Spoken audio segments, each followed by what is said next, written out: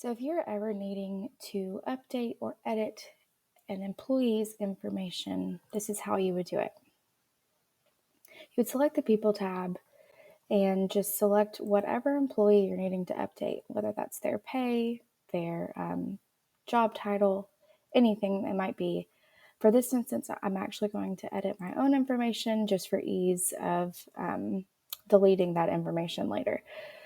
So on the Personnel tab, you can edit any of their information here, their address, if they have a change of address, contact information. When they started with the company, they were on their own personal Gmail email, and now they have been promoted and been given a Brookstone email. So we would just update all of that here. Then if we go over to the Job tab,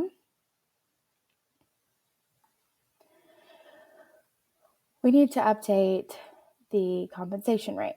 So instead of going to edit here, we would go to update compensation.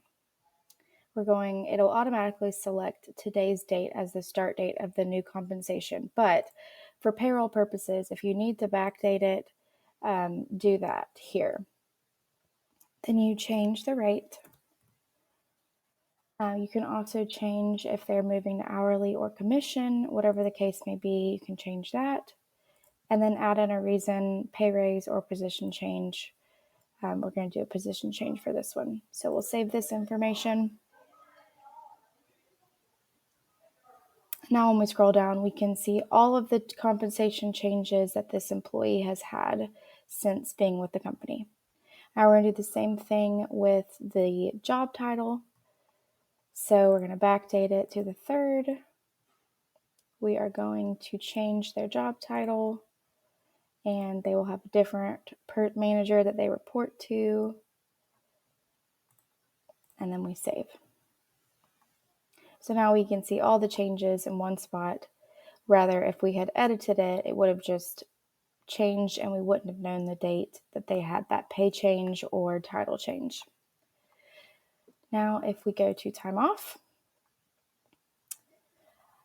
every employee is they're able to put their own sick time and vacation time in and send that request directly to their manager. But if anyone texts you directly and lets you know that they're sick and that they're going to be out, you can go to their page, hover over each of their time off policies, and you can record time off.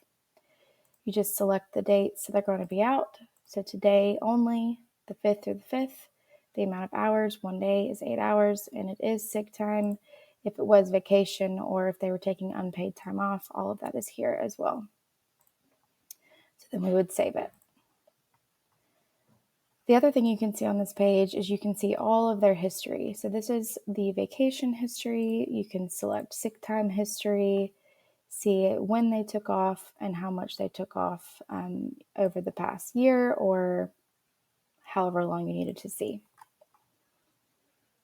If we go to the Documents tab, this is where we store employees' applications, their background checks. This is where their signed contract, when we hire them, will go. And then any documents that they sign, like their W-4, other I-9, those will fall here as well. Under the Training tab, all employees will have trainings that show up on their profile.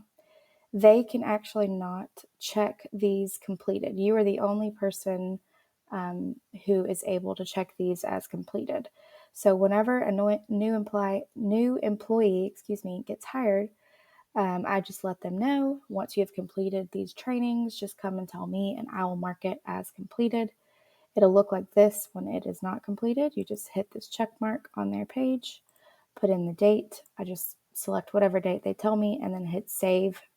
And then that will move down here into the grayed out completed section. The next tab is the Benefits tab. This is where you can add anyone into our health, dental, vision, secondary life insurance, or 401k plan. So if this person wanted to be enrolled, we would enroll them, select today's date, and then select which policy they're wanting to do. and then click Save, and it'll show up here how much they are paying based off of what policy they enroll in. If you go over to Pay Info, you will see our pay stubs here. Down at the bottom, we can see direct deposit. We can see their taxes if we need to update that information. Say they have a child or they get married and we need to change these, we can do that here. We can also add deductions here as well.